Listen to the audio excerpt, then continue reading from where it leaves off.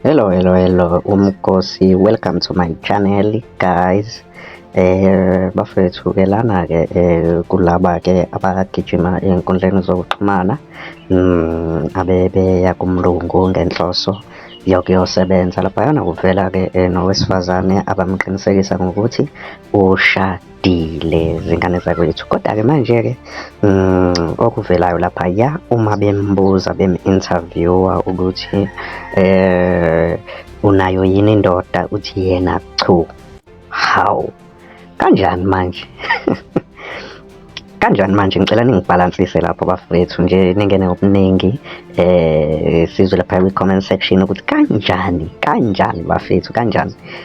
Ngoba manje yena ushadile. Why aphike ukuthi akashadanga, noma mhlawumbe usebuka lo 10,000 ukuthi uzothola u10,000?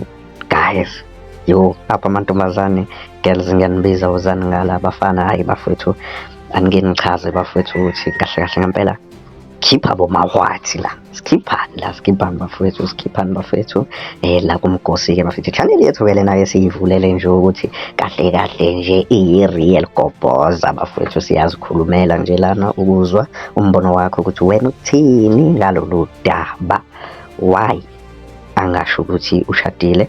Okay, makuqhubeka ne-interview bembuza ukuthi uyathanda ukuthi uyikhiphe uyodla ngaphandle, uthi yena cha, uwumuntu othanda ukuhlala endlini. Vele yena uwumuntu othanda ukuhlala endlini because ushadile, zingane zakwethu.